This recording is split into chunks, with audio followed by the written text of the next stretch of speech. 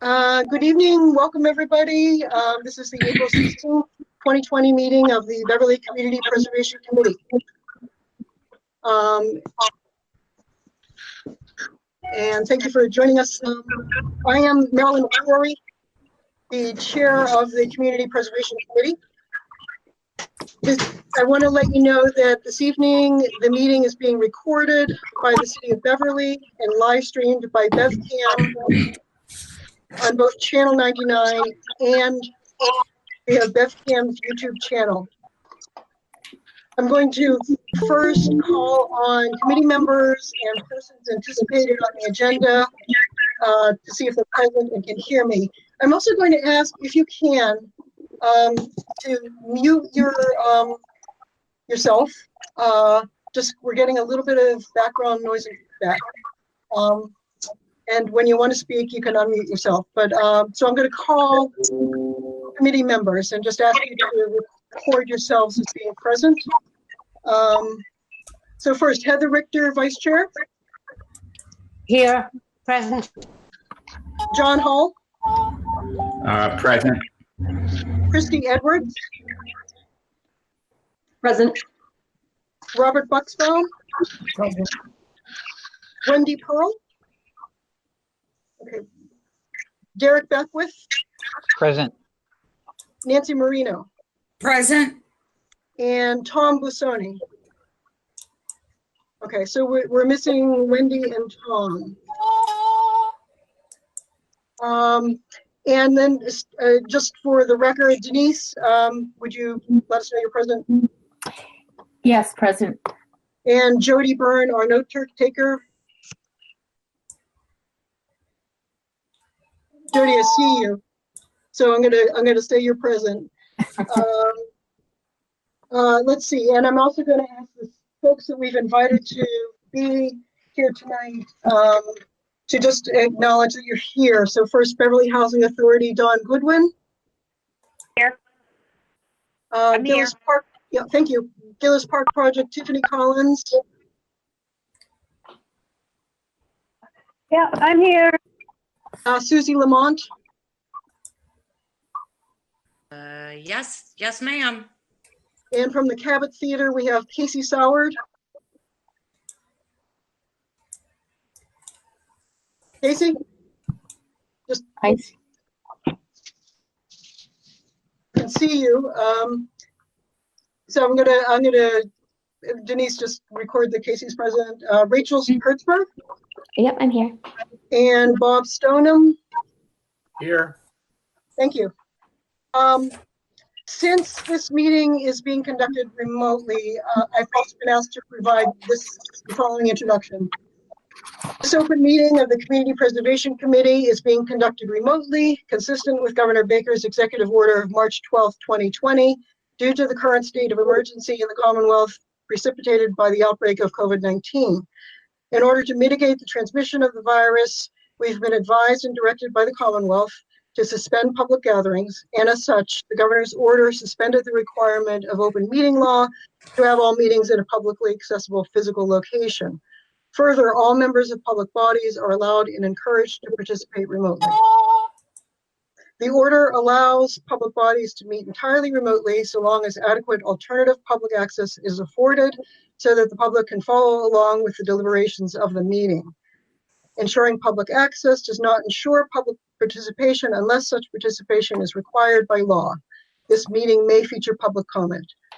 For this meeting, the Community Preservation Committee is convening by telephone and video conference via Google Hangouts as posted on the city's website, identifying how the public may join.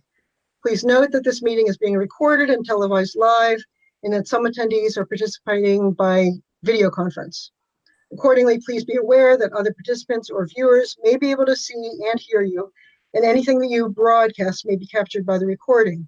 You have the option to turn off your video if you're participating via computer. All participants should keep their microphones or phones muted unless recognized by the chair to reduce background noise and feedback. Please wait until the person speaking has finished before speaking so we can clearly hear all participants. The only document made available in anticipation of this meeting was the agenda, which was posted in multiple locations. If other documents or materials are referenced during the meeting and you wish to obtain a copy, please contact Denise Deschamps, Economic Development Planner, and committee staff to request a copy, and you can get Denise's contact information from the city's website. The public is encouraged to follow along using the posted agenda unless the chair notes otherwise. So next I'm going to cover some ground rules for effective and clear conduct of our business and to ensure accurate meeting minutes. The chair will introduce each speaker. After they conclude their remarks, the chair will invite committee members to provide any comment, questions, or motions. Please remember to mute your phone or computer when you are not speaking.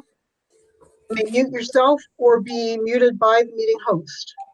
To mute or unmute yourself, click the microphone or mute, unmute icon, or press the mute button on your telephone, or press *6 on your telephone keypad.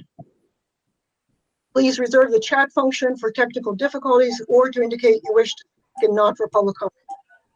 Please remember to speak clearly and in a way that helps generate accurate minutes. For any response, please state your name and affiliation before speaking. Regarding public comment, after members have spoken, the chair will afford public comment as follows. The chair will first ask members of the public who wish to speak to identify their names and addresses only. Once the chair has a list of all public commentators, the chair will call on each by name and afford 3 minutes for any comments. And finally, each vote taken at this meeting will be conducted by a roll call vote. Thank you for bearing with me on that. Any questions by committee members or anyone else? Marilyn, I joined late. It's Wendy. I don't know if you need to take my attendance. Welcome. Thank you. Thank you. Let's see. So let's go to the first item on the agenda. We had the call to order. We're going to just address the meeting minutes, which are the second item of our last meeting of February 27th. These were sent to committee members to review. We're not going to take a vote tonight, but they were very helpful. Denise, thank you for providing them as a refresher for our discussion last time. For committee members, please review those minutes, get any comments you have to Denise, and she will send us a revised version to vote on at our next meeting. Is that okay with everybody? Yes. Comments? Okay. The next item on our agenda is our membership dues to the Community Preservation Coalition. For those who may not be familiar with our committee, we are a local committee, and we're a member, as most of, I think all probably of the community preservation committees across the Commonwealth are a member of the statewide Community Preservation Coalition. And we've joined the coalition since our inception. The coalition provides invaluable advice, technical assistance to us. They have always been available to answer our questions on any issues that come up, including eligibility. Sometimes those can be tricky. They've also provided questions on all the categories, such as preservation restrictions, something we will probably talk about tonight. So the purpose of our membership dues is to gain that technical assistance, and we pay those out of our administrative budget. We generally vote every year to whether or not to approve those dues. So tonight I'm asking for a motion to approve the dues to the Community Preservation Coalition, which are $3,500. May I have a motion? This is Derek Beckwith. I make a motion that the Beverly Community Preservation Committee pay dues to the Massachusetts Community Preservation Coalition in the amount of $3,500 for this year. Is there a second? From Wendy Pearl, Wendy. thank you. Yep. Any discussion? Okay, I guess we need to do a roll call. Yes. All right. Heather Richter, Yeah. Well, I vote yes. John Hall, Yes. Christy Edwards, Yes. Robert Buxbaum. Robert, unmute yourself. Okay, I'll come back to Robert. Wendy Pearl,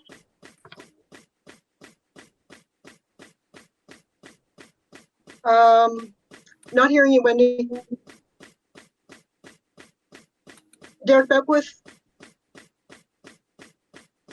Can folks unmute themselves, please? Yes. Okay, This is Derek. Yes, the unmute at the bottom of the screen works better than on the image. I'm Okay. finally able to unmute my baby. okay, so Robert is back. Wendy, we're voting on the dues. Wendy? Wendy just submitted a message saying that she can currently not hear anything. This is Christy. So she's having some technical difficulties. And Okay, the chat box said, I vote yes. Okay, great. Nancy Marino, Yes. Marilyn McCrory, yes. And Tom is not present, correct? Okay. All right, so that's unanimous of those present. Marilyn, if I might just say, I don't believe we can accept a vote via chat box from Wendy. Okay, And I just saw a message from her saying she's going to sign off and come back in. okay. We will probably experience technical difficulties throughout the night. So I think we still have a quorum, enough votes to accept that vote. So the next item on the agenda is reviewing the applications for CPA funding that are before us in this round of applications. Just I wanted to provide a brief overview of where we are in our current process, and a little bit of background for those who may not have attended our meetings in the past. The Beverly CPC has a two-step application process. We first determine if a project is eligible for CPA funding, and then we invite those who are eligible to submit full applications.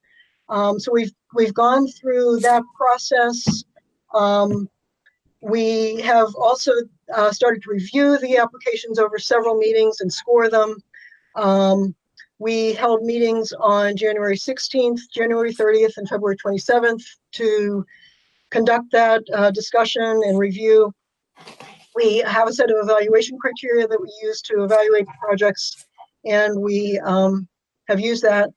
We've also, in those past meetings, requested clarifications, had questions answered, and had more information provided by the applicant. So what we're doing tonight is going back through the applications as we have scored them, starting with our highest scoring projects. And we've invited 3 of the applicants in to answer additional questions of committee members. And our hope is that we might be able to move some of the projects forward for recommendation to City Council. Any questions on that? And again, if you just joined us, you'll need to unmute yourself if you want to say something. And I apologize, I can't see the chat box without messing on my screen, but I'm gonna do that. All right, okay. Carolyn, this is Denise. I will try to help you with the chat box and I will monitor it. Okay, then great. I am not able to get back to the screen I had before. That's okay. I see you, Denise. So the first application we have before us today, actually, there was a project that scored number 1. We're going to address that next time. But our second highest ranking project was the Beverly Housing Authority, the Roger Conrad Apartments roof replacement project. And I'm just going to give a little introduction, a little background, and then ask the applicant to make any comments that you'd like to make, and then ask, invite committee members to ask additional questions. So this project, the applicant obviously is the Beverly Housing Authority. They're applying in the community housing category for an activity of preservation. It's an allowable use under the Community Preservation Act. The CPA funding they've requested is $96,000. The total project cost is $193,000. And the work to be done involves 7 buildings, 50 units of housing for elderly and the disabled. They will be removing the existing roof material and replacing shingles and installing new gutters and downspouts. That's kind of a skeleton overview of the project. As I mentioned, we discussed this at our January 16th meeting, and we had some questions that were answered about the basis for the cost estimates. So now I'm going to invite Don Goodwin and anybody else from the Housing Authority to offer any additional comments or observations.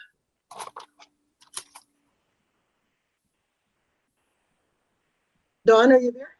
Oh, yeah, I'm here. I just don't know what you want me to talk about. I think you covered it, but Did you want to, what do you want me to comment on? I just didn't know if you had anything else to add, or if you don't, that's fine. We'll go on to asking committee members if they have additional questions. Yeah, I don't think at this point I have anything to add, but I'll definitely be available for questions. Okay, thank you. So I'm going to invite committee members now to make any comments, observations, any other questions.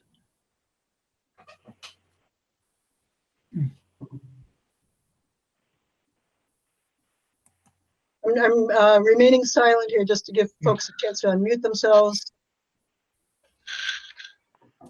This is Derek. I don't have any particular questions, but I just, I guess I abhor, like nature does, a vacuum. So I figured I'd just jump in and say the application itself looks very strong, hence the high rating. And the one question we had in the discussion about how the cost estimate was developed was answered on January 23rd to Denise. And that satisfied my end. I don't have any other questions. I think it's very strong and looks like an important project. Okay, thank you. Yeah, this is Robert. I could chime in now, just more like agreeing with what Derek just said. I know we had discussions, and we've had some projects like this in the past where we debated whether this was maintenance or preservation, and really it's necessary, and we've come out very strongly in favor of it. So I also am very strongly supportive of this project. Thank you, Robert. Thank you. This is John Hall. I had some qualms about these type of projects that strike me a little bit as maintenance as well, that I spoke about at the last meeting. But, again, it seems like it's certainly a very necessary project, very visible right there across, from the high school. And so it's certainly clear it needs to be done. So I plan to support it. Yeah, just to address that observation, John, I thought that this application made a strong case for structural integrity and its relevance to preservation. So I also was satisfied that our concerns about maintenance had been addressed. Anyone else? It's Wendy. I just wanted to observe that this is an applicant that's really done very well in terms of executing projects. So I think that in addition to the strength of the criteria to satisfy CPA, this is an applicant who has received funding in the past and has executed projects on budget and on time. So I support the project as well. Thank you. Wendy? Any other committee members want to make comments? Questions? Okay, well, I think if there are no other questions or comments for the applicant, I think we can invite a motion. So I'd like to invite someone to make a motion regarding this application from the Beverly Housing Authority for the roof replacement project at the Roger Conant Apartments with CPA funding requested of $96,000. Just to know, we can approve the fund, we can approve the request, we can approve some of the funding requested. We're not obligated to approve all, or we can decide not that the project doesn't fit with the committee's priorities or the community's priorities, or doesn't meet other criteria. But I think the committee sounds like it's inclined to approve the application. Would someone like to make a motion? I'll make a motion. It's Wendy. I move that we fund this application at the full amount of $96,000 in the category of community housing and for the purpose of preservation. Is there a second? Derek Beckwith, second. Second. All right. Okay, any discussion, further discussion? Well, the only discussion I would have is just a look at the whole budget, you know, and see all these projects in terms of how they fit in with our budget. My assumption is that this fits in. Yeah, we don't have to worry about budget for the other projects that we want to fund. It is something. That's a good question, Robert. I think we have some money left in the housing category, and there's also a good amount left in the general category. So if we don't have enough in the housing category, this project would be funded. The balance would be funded out of the remaining funds. Any other questions, comments? Marilyn, just to make you aware, Tom Busoni just joined the conversation. Okay, welcome, Tom. All right, so a roll call vote then on the motion by Wendy Pearl. Heather Richter. We'll ask committee members to unmute themselves now. Heather? Heather Richter, calling in. Yep, I vote to approve. Okay, John Hall, I vote to approve. Christy Edwards, I vote to approve. Robert Buxbaum, Vote to approve. Wendy Pearl, I vote to approve. Derek Beckwith, I vote to approve. Nancy Marino, I vote to approve. Marilyn McCrory, yes. Thomas Busson.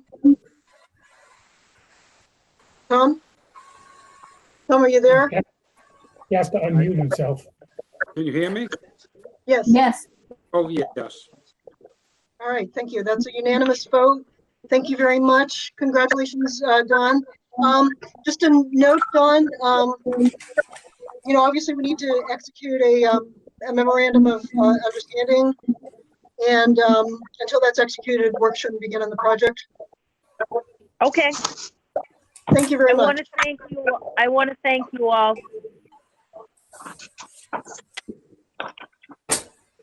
You're welcome. Thank you.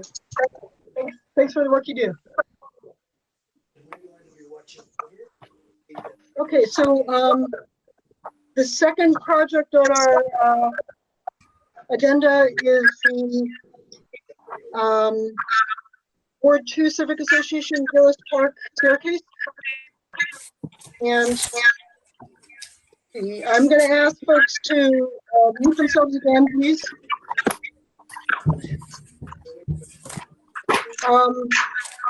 So This project is, the applicant is the Ward Civic Association.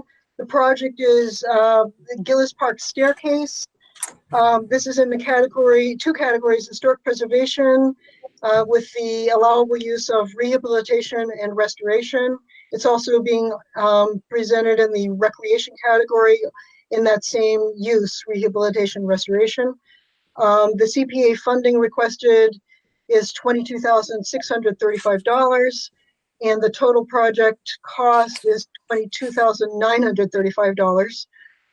This project ranked 3 of the 6 projects we had before us. The work they're asking to be funded involves rehabilitating an historic staircase at Gillis Park, and this will provide recreational access to Pleasant View Beach. We discussed this at our January 16th and the February 27th meetings. We had some questions about who will oversee the project on the city's behalf, and the applicant confirmed that Bruce Doig of the city's recreation department had agreed to manage the project on behalf of the city. We also had some questions about who will oversee compliance with the Secretary of Interior standards for the historic preservation category. And I believe, Wendy Pearl, you indicated that the Historic District Commission would review the scope on that, on smaller projects. We also had questions about other possible sources of funding. So at this point, I'll ask Tiffany Collins and Susie Lamont or anyone else from the Gillis Park project to unmute themselves. And I'd like to invite you to add any comments you'd like to make.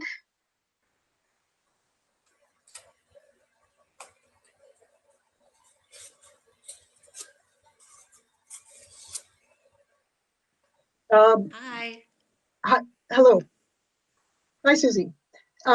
Just inviting you to. I don't Yep, have any great. additional comments to make. I'm super excited to be here. Excellent. And is Tiffany also here? I think she was earlier. I'm here too. I was waiting for Susie first. Thank you for the clarifications you provided at the last meetings. Anybody have, do you have anything you'd like to add? Anything you'd like the committee to consider? I don't think so. I think I'm good. I was just, happy to be included and glad that we made it this far so far. Indeed. Okay. Feel free to chime in as we go along. I'm going to ask the committee members to unmute themselves, and if you have additional questions for the applicant or comments you'd like to make.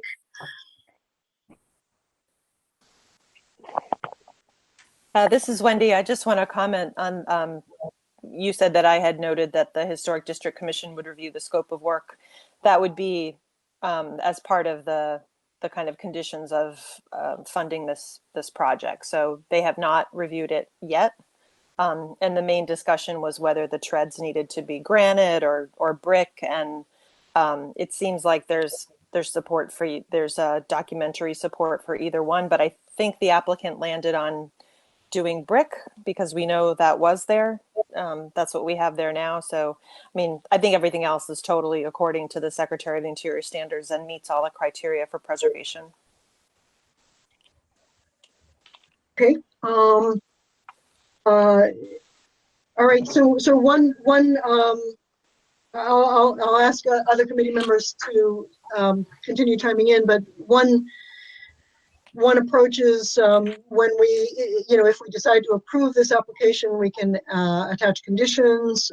Again, we can approve it at funding amount or less, or we can deny funding. So do other committee members have questions, comments? I'll just say one comment we discussed and seemed to be addressed was the sea level rise issue, which apparently that area doesn't flood. And I know it is something the city is cognizant of, not not spending money in areas that are going to be inundated, and we seem to have addressed that one. Thank you. Any other committee members like to make comments, have questions? This is Derek. Just a general comment. This is a strong application, and the clear support and project management partnership, with the city being spelled out, solved any real questions that I had. So it's good to see that, and to have the city strongly involved in managing the money and et cetera. So I'm good. Yeah, I'll just add to that, Derek, that the applicant included 8 letters from various organizations supporting this project. So that's always one of our evaluation criteria. Is, strong community support. All right. Any other comments, questions from committee members? All right. So we have. We can, I think, proceed to a motion on funding the project. So again, this is in 2 categories: historic preservation and recreation. We've already determined it's eligible.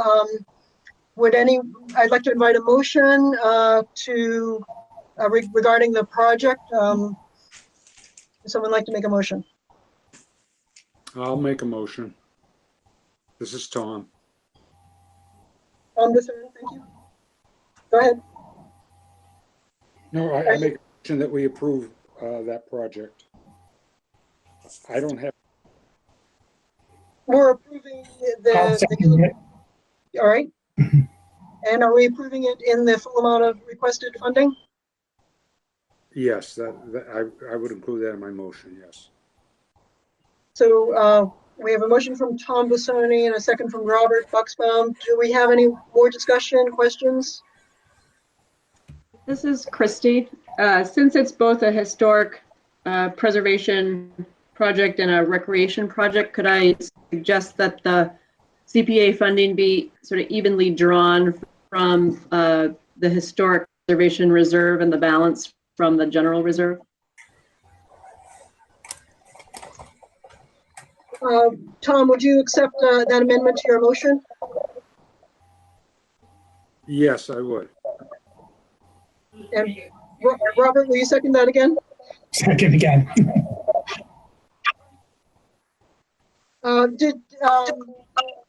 I just want to ask, do we need to add any conditions to this project?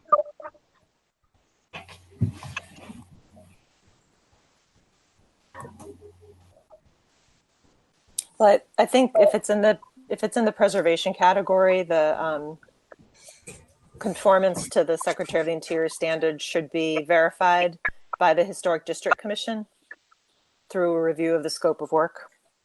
Okay. Okay, I think I don't think we need to add that to the motion, but does everybody agree with Wendy's condition?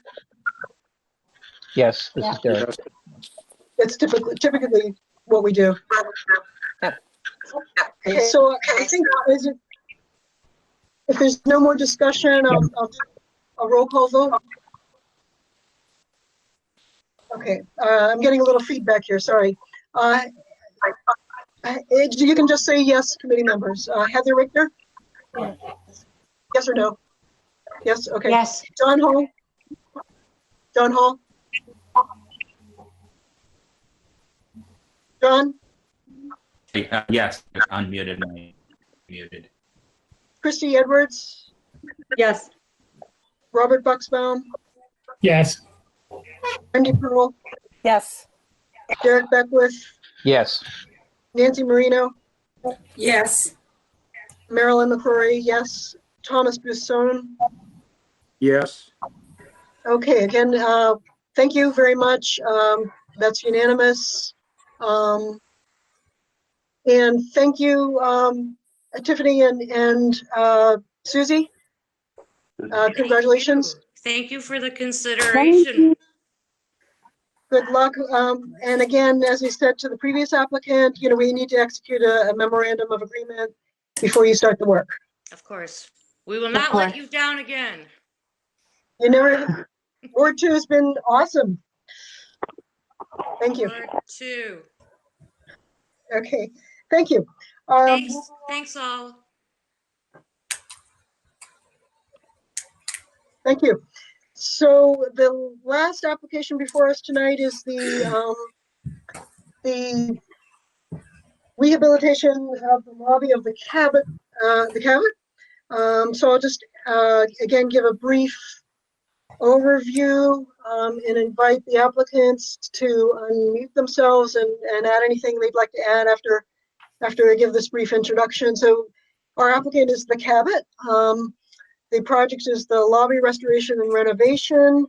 It's being applied for in the category of historic preservation with the allowable use of rehabilitation restoration. The funding requested from the CPA is $275,000. The total project cost for the work being funded by CPA is $490,000. We ranked this as number 4 in our scoring. The specific work to be done involves restoring the lobby's high vaulted ceiling and restoring the original rose window, both of which are historic features.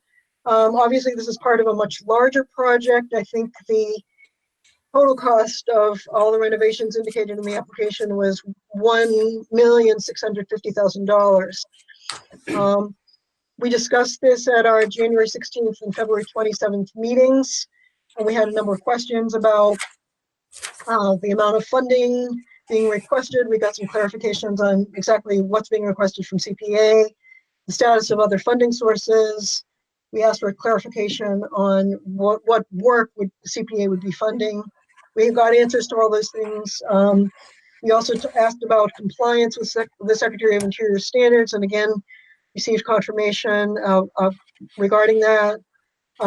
We asked about ownership, and a final issue had to do with some sort of preservation restriction or alternative mechanism to preserve the public's investment in this project. So at this point, I'm going to invite Casey Soward, Rachel Hertzberg, and Bob Stoneham to unmute themselves and invite you to make any additional comments you'd like to add for the committee. Casey, since you're the executive director, would you like to add anything? Marilyn, this is Bob. Casey had texted me that while he's on the call, for some reason, no one can hear him. And he's not quite sure why. So I'll take a stab at this and maybe he can jump in if he gets audio back. First of all, we want to thank the committee, obviously, for your consideration thus far. We know we have a big complex project here and a lot of issues to consider. So thank you for your time. We appreciate that. You also, I'm sure, are well aware that the Cabot's been closed for the last month in light of our current situation. And it provides an opportunity for us, we think. We had been trying to figure out how to squeeze this work into our programming schedule, and we're shooting for a late summer opportunity. We may have more time to do this than we thought, depending on how things roll out over the next few months. But all I would add to what you already know is that, as some of you are aware, I think maybe all of you are aware, we did remove a drop ceiling in the lobby so that we could get a look at what we were facing and also give the public an opportunity to get a look at what the possibilities were. And that's generated a lot of enthusiasm and a lot of support and a lot of oohs and ahs from people who have walked through the building. So we're excited about the project, and we look forward to your questions and working with you on it. Thank you, Bob. Rachel, did you want to add anything, Rachel or Casey? No, this is Rachel. No, I would just second what Bob said. We really welcome the chance to answer questions previously over email and in February. and it's just been great to be considered this far. I want to note that there is still some discussion that the committee would like to have about some sort of mechanism in the grant agreement regarding the investment of public funds in an essentially private project. So I'd like to invite committee members to comment or ask questions either about the project or about the options and alternatives for preservation risk, some sort of preservation restriction alternative.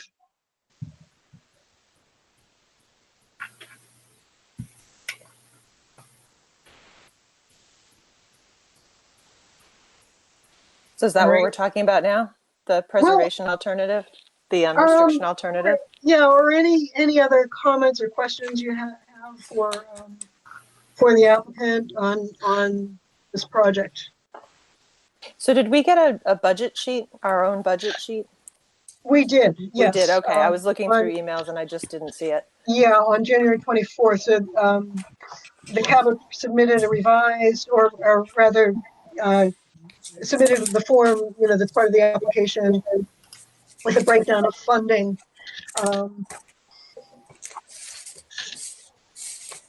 We did receive that. They clarified that 16% of the total budget is represented by the Community Preservation Act funds. Other sources of funding, including major donors and other grant sources.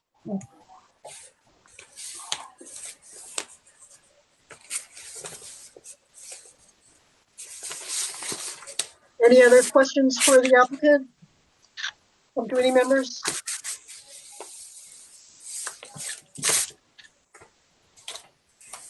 Denise, I'm just, yep, who's speaking? No, my problem is I can't come up in my own mind with how we're going to protect the public's interest in the grant. I know there's got to be a vehicle, but I think to me that's the most important part of tonight's discussion.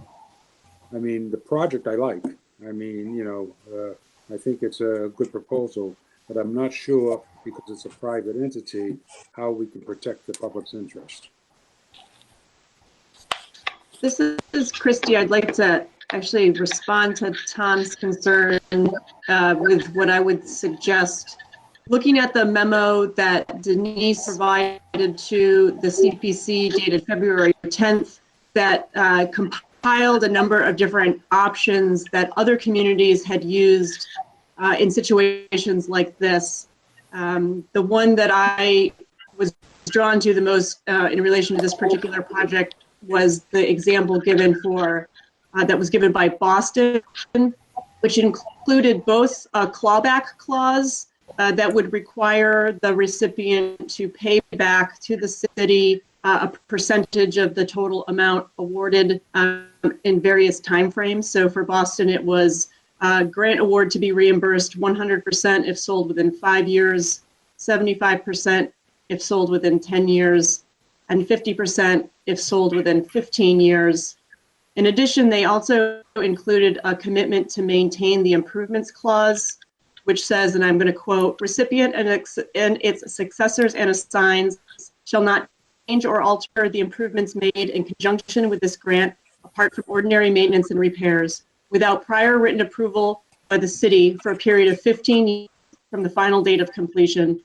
Violation of this section, 18 in the case of the Boston grant application, shall entitle the city to payment equal to the full amount of the grant funds awarded pursuant to this agreement, regardless of any prior repayment of grant funds that may have occurred pursuant to Section 16, that's the clawback clause, or otherwise. This Section 18 shall survive termination of this agreement. Now that, to me, addresses sort of the major concerns that we've discussed previously about making an investment of public funds in a private property. 15 years seems to me a reasonable timeframe. But I would love to hear what other people think.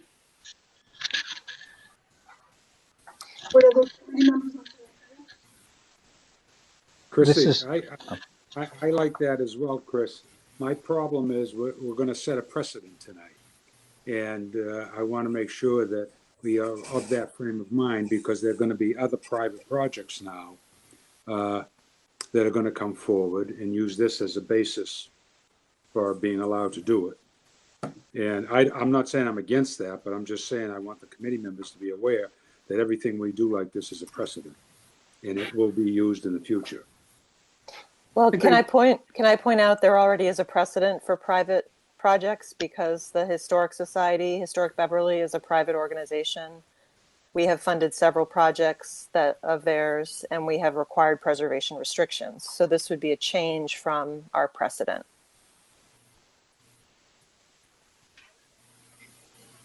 I think one option we could consider tonight, rather than trying to hash out the details of some sort of mechanism, is, first of all, let me ask the applicants again. I think the applicants at a previous meeting expressed willingness to consider some sort of a condition in the agreement that would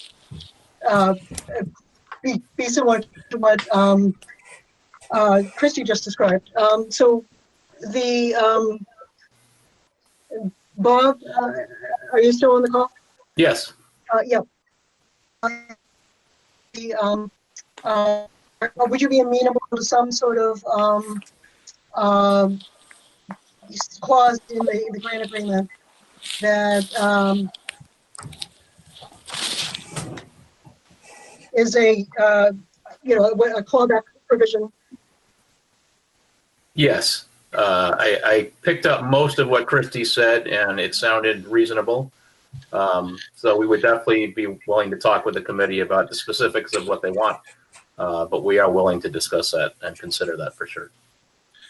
I mean, one way we could approach this is we could make a recommendation regarding funding with the condition that the committee work out with the applicant the details of some sort of funds recapture clause or other conditions such as public access that that would help preserve the public investment in this private project. Wendy is raising her hand. So why are we not considering a preservation restriction? Why is that off the table? Please just refresh my memory. I probably just don't remember. I think partly because it's not required, because this isn't an acquisition project. So preservation restriction is required for an acquisition project. This is not acquisition. But we have required preservation restrictions for the Hale House, for the Powder House. There, I don't know did we require one for the Beverly Golf and Tennis, or there already was one there. So I'm just, the precedent here for funding bricks and mortar projects on private, for preservation of private property, which the Historic Beverly is private property, has been a preservation restriction. Mm-hmm, mm-hmm. I'm glancing at Denise's memo. Denise, do you have any insight on that? Sorry. As I recall, another factor was just looking at the practical reality of their current utility and the challenges associated with securing a preservation restriction, which we've seen actually with Hale House. It's been quite a laborious task. It's taken some time. It's still not completed as far as I know. So I think that was one factor. And I think there was also consideration about balancing the need for preservation restriction with balancing the need for them to maintain their vitality as a private enterprise. I just want to be sure it's our choice, that we're kind of making a policy shift that due to the complications and the lack of efficacy of the restriction that we are making a change. And it's not because this applicant doesn't want to accept a restriction. I just want to be sure that we're making a decision kind of on our own grounds. Because I'm totally open to alternatives. I think the duration of the recapture clause and the requirement for maintenance should be scaled based on the amount of funding, so that larger grants are protected for a longer period of time. I'm not sure how we come up with that equation, but so I am open to the alternate way to protect the investment. I just want to make sure we're all aware that we're kind of making a change. That is a good point, Wendy.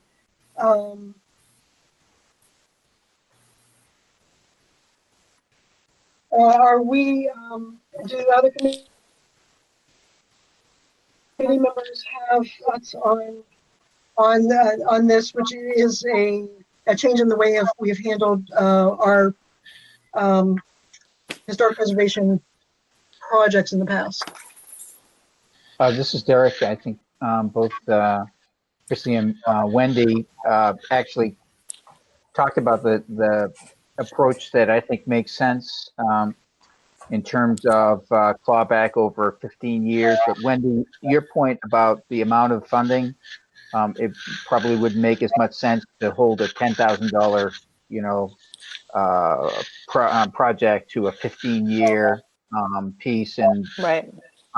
But so I think it does make some sense to have a dollar amount in any sort of a policy. Projects over a certain number would be this over this duration. Projects under would be another duration. But the other thing, in looking at the February 10th memo from Denise to the committee, on page 2, at the top of page 2, it also notes that under preservation restriction, CPC has not have historic preservation restriction in at least 2.5 years. However, for the last 2.5 years, all of the historic properties receiving CPA funds have been located within a historic district. So I don't know if that plays into it. I mean, I don't know of projects in detail from 2 or 3 or 5 years ago because I wasn't on the committee. But so I'll toss that out. Derek, just to clarify, that's in Concord, Mass. That was there. Oh, I thought that was just as part of the. Oh, I have my pages. There are no page numbers on there, so I got it mixed up. So sorry about that. Okay, well so that's neither here nor there. But the dollar amount and the 15 years seemed like a lot. The Cambridge 10-year one looked good to me, but I think with the hundreds of thousands of dollars we're looking at with this, it does make sense to extend it to 15 years. So Marilyn, are you saying that we could vote to approve or not approve the project, and the details of the details could be worked out later? Is that what you had said? That's what I'm thinking, that we haven't discussed this in detail before, and we might want to take a little time as a committee either to do it, outside of a meeting, kind of develop some proposals for this committee. Denise's memo outlines options, but we didn't know a specific proposal for the committee on how we would want to handle this. So my suggestion is we could make a decision on whether to fund the application, at what amount, and with any conditions that might include, assuming that we can come to an agreement on some sort of funding recapture mechanism. Okay. That's my thought. Does anyone have any thoughts they'd like to add to that? Well, this is Robert. I would think since the Cabot is willing to enter into this agreement, I don't see any reason we should we need to approve it right away. I mean, something's going to get approved, and they're going to, and it seems like they're amenable to the buyback or whatever you want to call it. So I don't see a reason to pre-approve it pending the fact that maybe we wouldn't ultimately approve, but why don't we just have it as a complete package? I would just as soon wait and work it out and then vote to approve the whole thing. I mean, it would be, perhaps the next meeting or something like that. That's just my 2 cents. Hi, this is John. I just wondered, given the current situation, if they're looking to, I think Bob mentioned earlier, they might be looking to expedite this. So I don't know if that would be any reason to try to vote it through.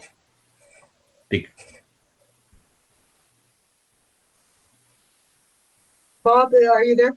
Yes. Yeah. I mean, certainly it would be helpful to have the knowledge that the committee had approved the funding subject to working out the details so that we can continue to make our plans subject as they are to our current environment.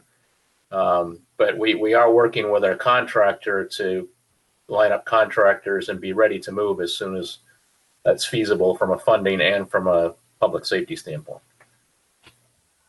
I don't know what you're talking about in terms of how long it would take to work out the details.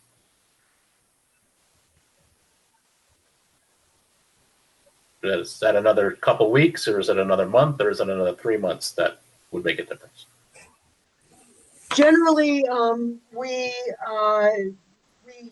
make the committee makes its recommendations to City Council in one set of recommendations. So we probably wouldn't be making those recommendations until May, and then City Council would have to approve or not our recommendations, and they generally take 2 weeks to do that. So we wouldn't be able to commit to any funding until City Council approves the CPC's recommendation. So that could be June, and then we need to Denise, our staff person, would draw up a memorandum of agreement for the applicants to sign. So that takes another bit of time. But Marilyn, if I may just interrupt you for 1 second, I just wanted to note that Council Rand is on the phone with us this evening, and she notes that the next City Council meeting is April 27th. I realize that's prior to the schedule you just outlined, but just so you're aware of that. Thank you, Councilor Rand. Go ahead, Wendy. So I just wondered if we could develop some kind of a motion that has some basic criteria for the agreement, such as, a 15+ year recapture clause, a maintenance requirement, or something like that, and vote on the general concepts so that we can get going on the memorandum of agreement. I'm assuming that the legal agreement that will protect the investment and have the recapture clause might be a separate agreement instead of the MOA, unless we have a 15-year MOA. So I'm just wondering if we can vote and have a memorandum of agreement that outlines the general concept without working out all of the details, because I think it's going to be a separate legal document anyway. I assume. I don't know.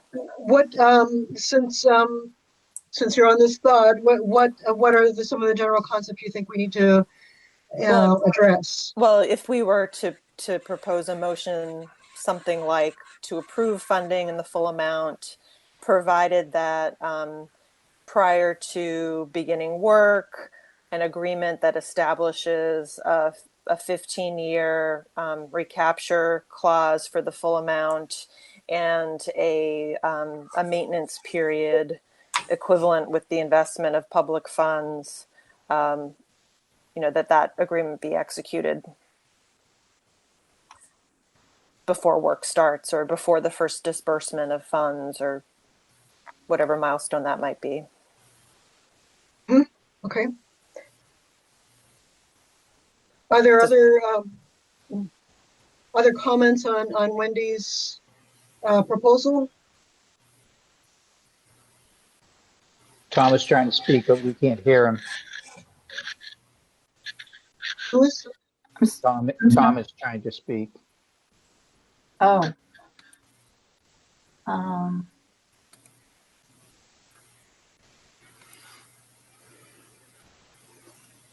Wendy, you're muted.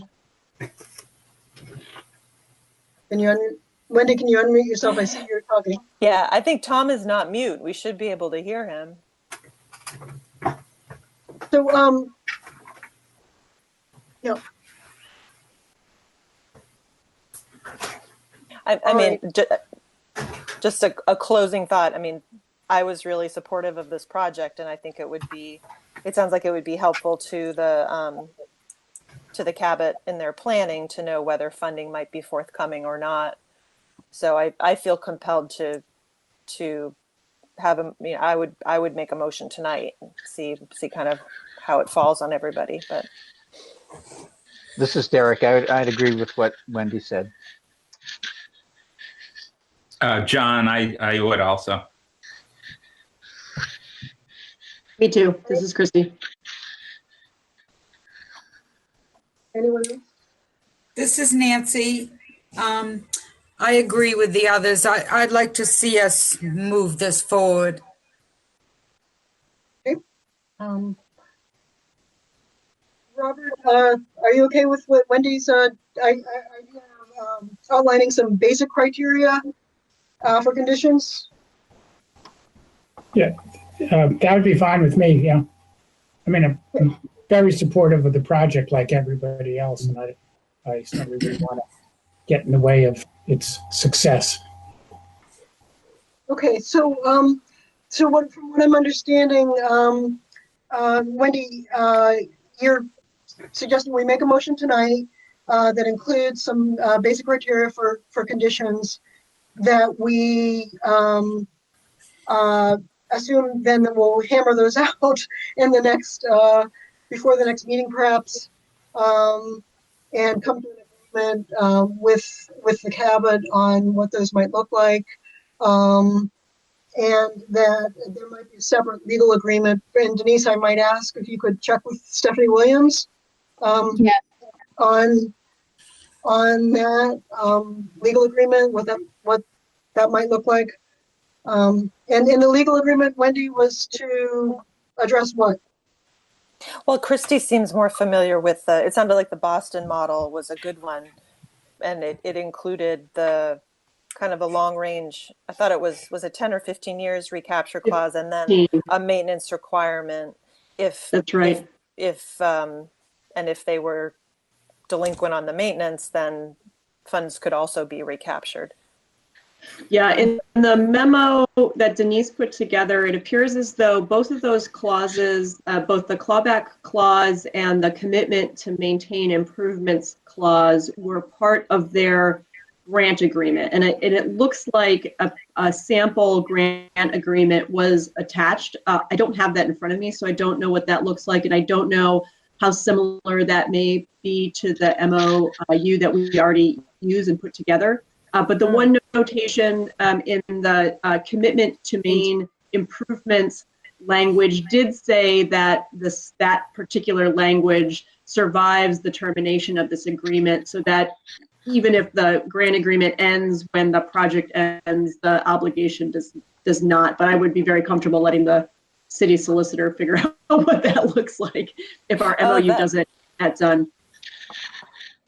That would negate the need for a separate agreement. I guess I was thinking we're going to have an MOU that goes with the duration of the project, and it wouldn't be a 15-year MOU. But if the clause can survive outside of the termination of the memorandum, that would make sense. That I think we would want Denise to ask the solicitor for their opinion on how we would make something like that stay in effect for that period of time. Right. I just received, may I speak? Please. I just received an email from Tom. For some reason, we cannot hear Tom, but he said that he would like to explore the possibility of having this recapture agreement and language around that and the preservation plan recorded at the Registry of Deeds if possible.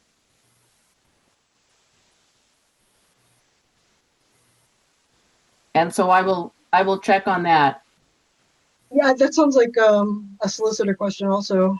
Mm-hmm. But I think if no one objects to Wendy's suggestion that we make a motion on the funding the project tonight, with a condition that we outline some basic criteria for some sort of recapture clause and maintenance requirement. That might be a good way to proceed, with our recommendations and getting city council a chance to weigh in, and then work out the details before our next meeting, or sometime in the next couple meetings. Wouldn't the details be worked out in the MOA? Yes.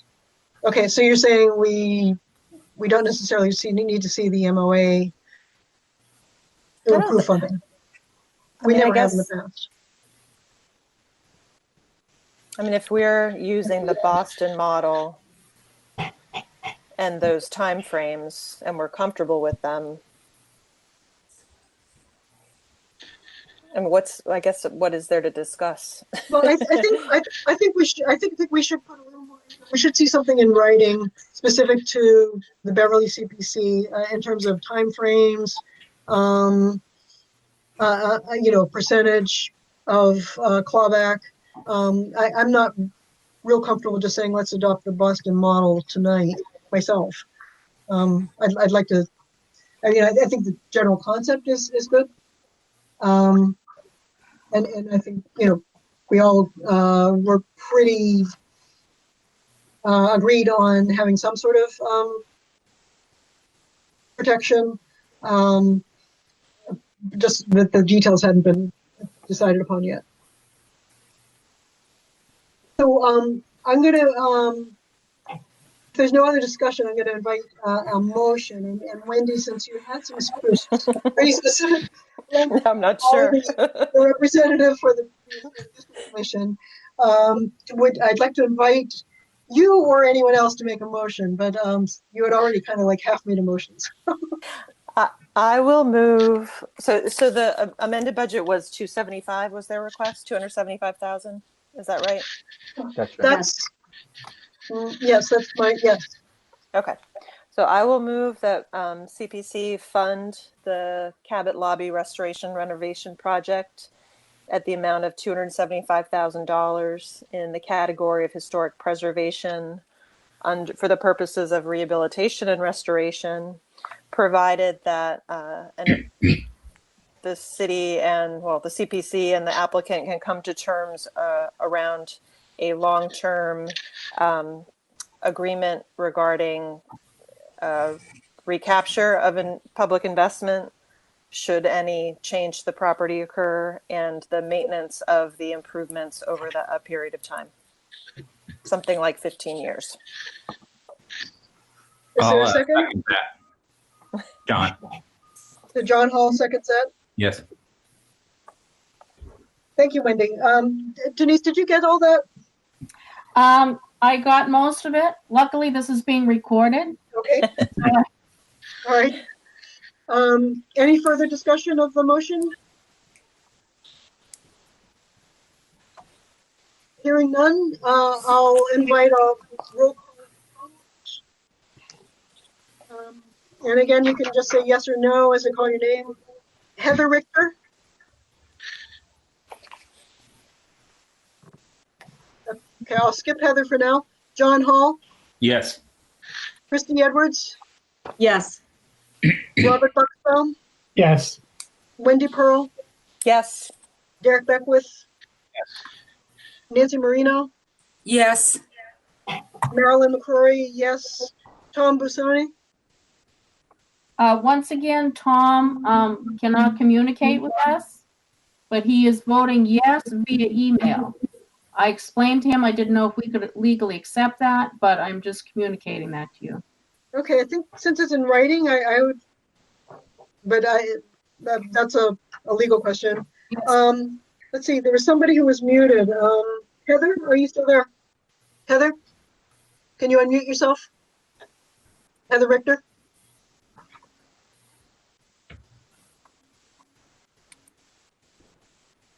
Heather, if you are unable to communicate, can you, I see you're muted. Can you unmute yourself?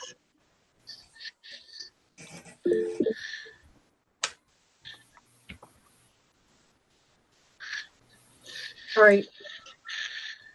Not hearing from Heather, so She just came. Oh, she's back. Just came back. Sorry, I got booted out of the meeting for some reason. I voted. Heather, we're taking a vote on Wendy's motion. So I'm reading the roll call. Okay. Did you hear Wendy's motion? I did, yes. Okay, and how do you vote? I vote yes. Okay, all right, so again, it's unanimous approval of the funding for the cabin with some conditions. Thank you very much to our applicant, and congratulations. Thank you. We appreciate Look it, forward to working with you. as do we. All right, we're looking forward to seeing the restoration. So are we. Thank you. Okay. And seeing you guys open again. Yeah. Thank you for all the work you're doing. Well, Okay, we'll be happy to welcome everyone back. all right, so that concludes the review of the applications we're going to discuss tonight. The next item on our agenda is a recap of a phone call that Heather Richter, our vice chair, and Denise Deschamps, our staff support person, attended, and it has to do with using CPA funds for emergency housing needs resulting from the COVID-19 pandemic. So I'll invite either Denise or Heather to fill us in on what you learned. I think Denise has a pretty good recap prepared, so if you could do that. I would also mention that Derek Beckwith also was participated in that call. And that call was generated by the Medford Community Preservation Committee. And so given the current situation, lots of folks are very interested in ways that the housing crisis can be mitigated. And so one of those opportunities is to potentially use CPC funds. And so there are a number of other communities that were on the call that were exploring the possibility. I will say that no one on the call had a definitive answer as to how to do this. In fact, I think people probably had more questions than answers, although it was certainly helpful to hear about everyone's concerns. And I'm just going to kind of run through a list of questions that I was left with, because it's really about creating a full-fledged housing program. And so if you just forgive me for a moment. And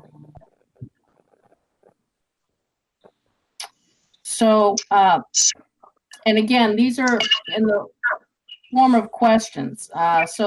It seems as if a municipality would most commonly apply as an applicant to the CPC, along with a local or regional agency that had expertise in administering a housing assistance program. It was unclear how that co-applicant might be chosen.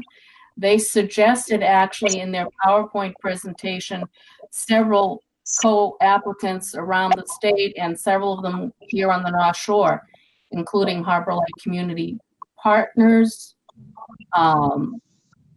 the North Shore CDC, I believe the Y, there may have been one other, oh, NASCAP. So those were some of the things that were thrown out. But again, it was unclear if a conversation between the city and this entity is sufficient, or if this program would have to be put out to bid, and the bid be to select the city's partner, so to speak. You know, what entity would be responsible for creating the parameters within which this program operates? What is the city expecting from their partner? There's eligibility criteria for households receiving assistance. Perhaps that could mirror an existing program, but again, something that has to be defined along with the type of assistance. Is it utility, rent, etc.?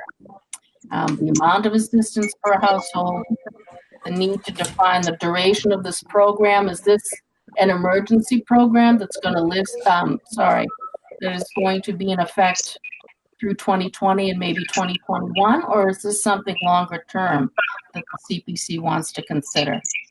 How will the efficacy of the program be monitored by the CPC/city? How this city partner, what administrative costs would they receive? How would they verify need? Then there's the creation of documents, all of that. So those are just a few of the questions that were bandied about. And I think I'll leave it there, and I'll let either Heather or Derek weigh in with their comments.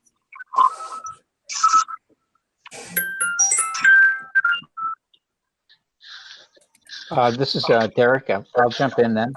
I think, and Heather had some points after the call that she had just emailed over, and those would be good for you to talk about, Heather, I think. But I'm particularly interested in doing this, so I'll just put that out there. My bias right now is that we have people, we're sure, we don't know exactly who they are in the city, who are being severely impacted by the COVID-19 pandemic, who are, have lost their jobs, who are facing healthcare costs, a whole range of things. And other communities are moving to put emergency rental assistance in place to help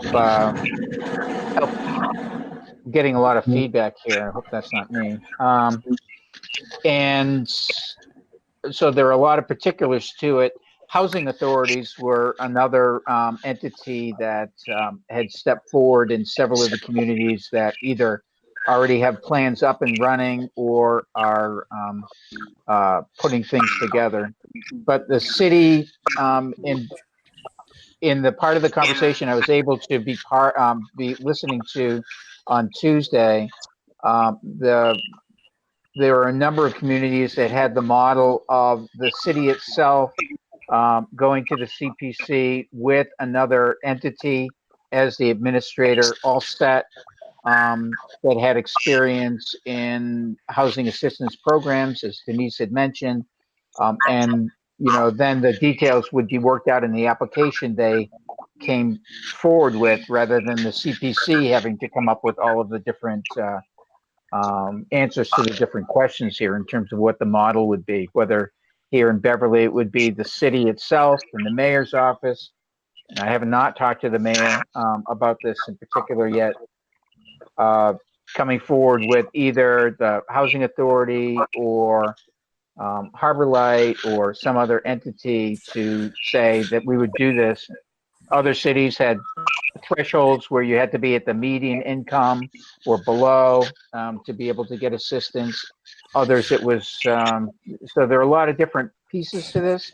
It just seems to me that we are in an urgent, unprecedented time in our lifetimes, and that we should really look at doing this. I'm sure there are hundreds of families in distress right now. And if we could be even the last line of defense to help them, then that's something we should be very open to. Thank you, Derek. Heather, did you want to? So what I wanted to just mention was this is very much conversation, the meeting. A lot more questions than answers were raised. And a lot of the questions have answers yet because a lot of the community are in the very early stages of developing programs. There was a statement was made, and I don't know if it's accurate, that if the city's partner was not a public agency, there was no need for procurement to take place. So that would be one thought.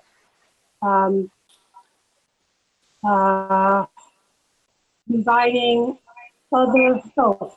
The other thing that I think is important to mention is that the CPC funds would have to be available to, or should be available as a last ditch resort for people who weren't eligible for any of the types of funding, people who would fall through the cracks otherwise. I thought that was a very important takeaway.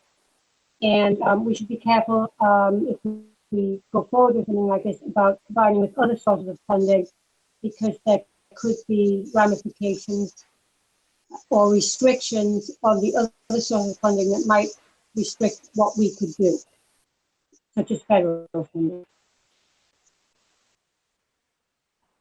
Okay, thank you. Let's see. I'd like to invite Estelle Rand. Estelle, I just saw a chat pop up on my screen, so I'm going to invite you to unmute yourself and comment if you'd like. Councilor Rand.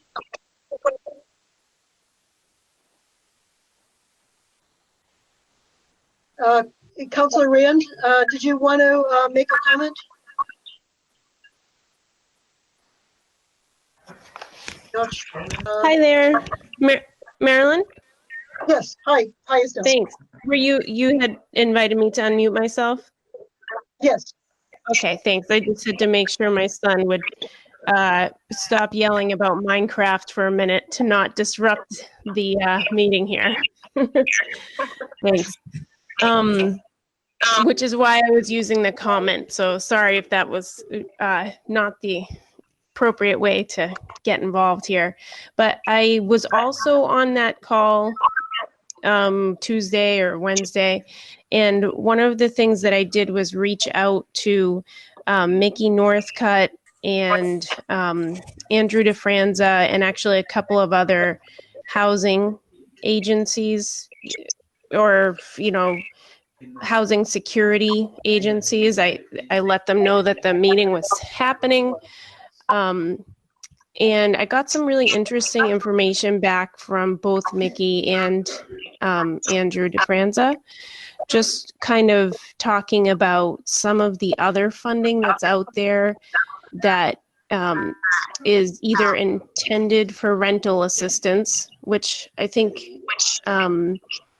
was mentioned on the webinar, things like RAFT and home funds, which I don't think Beverly usually gets. And Denise, I don't know if you know more about that in terms of the kind of grant funding that's out there. But so both Mickey and Andrew mentioned those funds and also funds that are kind of in the works that will help support landlords to cover cost of lost revenue due to rent, lack of rent being paid. So they were both really conscious of the idea that there is money out there that we wouldn't necessarily want to provide rental assistance if, for example, that landlord is already going to receive money to make up for that lost revenue, which I thought was really interesting. I actually think this is something that we should have in place in our city anyway, and I kind of see it as an opportunity to support groups like Family Promise that are doing really deep work with housing insecure families. But maybe, CPA funds can give them that edge of just enough funding to actually get people out into housing when they're ready. That's kind of my gut response to this. But there's definitely a lot to learn. Okay, thank you, Councilwoman.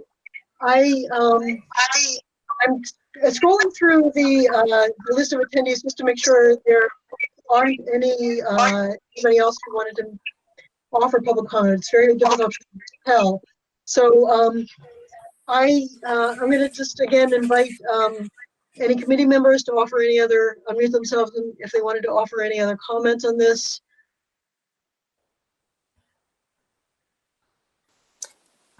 I'll offer a sort of general comment that whoever figures this out and however they figure it out, I feel like CPC should be ready to act very quickly and move money to where it needs to go, whether that's the housing trust or to a Harbor Light organization or something like that. So, we have a procedure for sort of out of cycle. We are in cycle, but if this request or this opportunity arose where CPC funding could help offset the need for this kind of housing assistance, and we can figure out how to do it, I think we should be ready to deliberate, vote, and get money moved very quickly, and not kind of get stuck in a lot of our procedural hang-ups with the regular cycle. So I don't know if it's not really out of cycle. It would be sort of a expedited cycle review. So I'm sure somebody could use money right now to help figure this out. And if we can get money in the hands of someone who knows how to do this, I would be very supportive of that. Thank you, Wendy. Yeah, I'm just, listening to Denise and Derek and Heather. My impression is that obviously this needs more discussion with the city. It's basically developing a whole new program. It's just city or some entity would need to administer this. We need to figure out, who would be eligible. A lot of discussion I think needs to happen. But I think Denise and Heather and Derek and anybody else who was able to listen in on that webinar. And I guess I would suggest as a next step that those who are interested get together and discuss, what the best way to proceed is. Maybe develop a proposal or something like that to present to the committee in the near future. Excuse me, this is Nancy. I'm very encouraged and excited by this conversation. And I wanted to let you know that we have the perfect administrative group right here in the city of Beverly that we could begin working with. It's what they do, and it's the Housing Authority. And we have staff whose role is to fully vet requests for housing assistance, etc. So I'll just put that out there. And I'm very interested in working with whomever wants to get together to explore this further. So I'm volunteering the Housing Authority staff. Okay. Since the Housing Authority, I think, has left the meeting, we'll take that under advice. And, thank you. Does anyone want to make any other comments on this topic? Okay, it looks like folks are muted. As I suggested, we'll continue this conversation. Those who are interested can maybe propose meeting outside the meeting and coming up with something that that would work. So I think that's the last item on our agenda. Other than scheduling our next CPC meeting, we usually meet the third Thursday of the month. I don't have a calendar in front of me, but I suggest that by email we just agree on the next meeting date. And Denise, you would post the post as required by the public open meeting law when that would be. Does that sound okay? Unless do we want to just, we don't know yet if we're going to continue doing these remotely. Denise? Have we lost Denise? I see her trying to talk, but we can't hear you, Denise. Sorry about that, folks. Forgot to unmute. So the third Thursday of May would be May 21st. Is there any appetite for meeting earlier than that? I only ask that question simply because there are 3 other applicants waiting for some feedback on their funding requests. And if the CPC does choose to entertain more work on a emergency housing program, that might take up some time. And I ask that question respectfully. I'm not suggesting you should change your schedule. I'm just asking the question. I would be amenable to an earlier meeting. We don't have a sense yet of whether we're going to continue meeting remotely, I guess. No. There was no. Yeah, I would assume we would for at least a few weeks. Yeah, at least a few more weeks. I'm available anytime. You want to do that?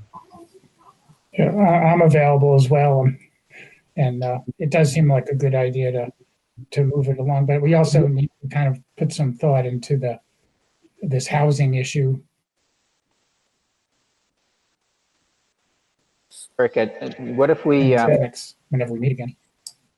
What if we did put another meeting date in between now and the third Thursday of May, but not eliminate the third Thursday of May meeting, so that maybe we can move the applications forward in our next meeting, the ones that are outstanding, and then have some sort of incremental progress or discussions, and still have the 21st there if we still felt we needed to meet to do something with the emergency housing idea.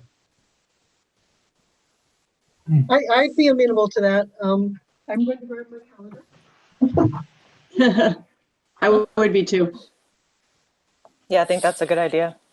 Fine with me. Yeah, just one question I have is how much do we need to loop in city council for this emergency housing? I mean, at what point do we loop them in? Because ultimately they have to approve the funding that we would give out. Well, we have one counselor here in the part of the discussion, and when the folks who are interested in talking about this in more detail talk, one of the things would be to figure out whether it's looping in additional city councilors or talking to the mayor's office about this, that we're talking about this anyway, so that we're not doing this in a vacuum. Yeah, it seemed like a good idea. Yeah, I think the city obviously needs to be heavily involved. So, though I think we want to, would want to expedite action on this. Really up to the city to implement it. So, is that true though? Can I just ask though? I mean, if Andrew DeFranza came to us and said, I want to do a small grants program for rental assistance for affordable units in Beverly, and he had a proposal. Wouldn't we fund that? Or consider funding it? Why does the city have to be involved? Wendy, I guess I don't know enough about these kinds of programs to know. I guess it would be,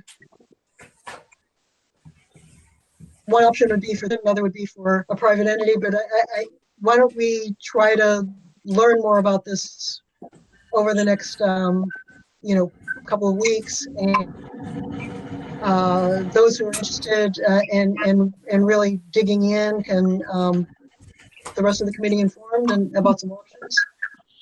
I would suggest that whatever committee is digging in, look at what's allowable under CPA for funding housing, and come up with maybe criteria for funding this for what we could do. And then I think we should invite proposals and say, hey, CPC is open for business for emergency housing needs, and do some kind of solicitation. I mean, I just feel like this is very urgent, and someone's got to have a way of doing this. And if we can just move the money to where it can be used, I don't think we need to come up with a program. Someone else has a program. So some of the cities had approached it that way. A lot of the cities had. Can you hear me? Can anyone hear me? Yes. Yes. Okay. A lot of cities had basically reached out to the agencies that would partner with the city. The agencies would understand the city's requirements, and they would build the criteria, and then the CPC moved the money to them. That's how it worked in some of the towns and cities around. I didn't quite hear what everyone had to say, but I think the reason perhaps why cities were partnering with other agencies was that some of these cities, like Salem, they have money coming in from other pots of money for housing, like Councilor Rand mentioned, home funds, CDBG funds, and so this was just another pot of money that they were going to meld with what else they had. So I think maybe that's why there was a partnership established. That's just my thought. Okay, so why don't we determine a date for our next meeting, and then we can determine what the agenda will be later.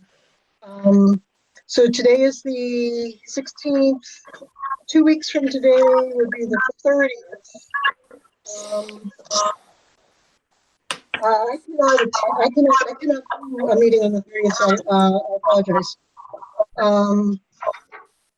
Unless we wanted to do it another night than a Thursday, or go into May, say May 7th. 30th isn't great for me. That's probably the only day that's bad for me. Okay, so that's two of us. The 7th works for me. Yeah, 7th is fine for me also. The 7th is fine for me. This is great. Yep, works for me. Okay, so, and me. Yeah, it works for me. Okay. It looks like it works for most folks. So, we'll our next meeting will be Thursday, May 7th. Time to be determined. Whether we're meeting remotely or not to be determined.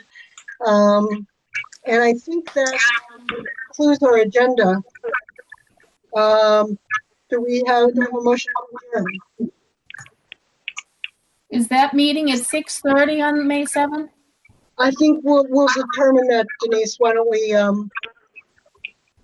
determine that based on whether we're doing it remotely or not? Okay. Any other discussion before we adjourn? A motion to adjourn? I make a motion that we adjourn. Is there a I'll second that. Okay, a motion from Eric, a second from John. Denise, do I need a roll call for the vote for this, or can we just, Oh, I suppose you do need a roll call. okay, so, Heather Richter. Yes. I'm sorry, I've lost my list.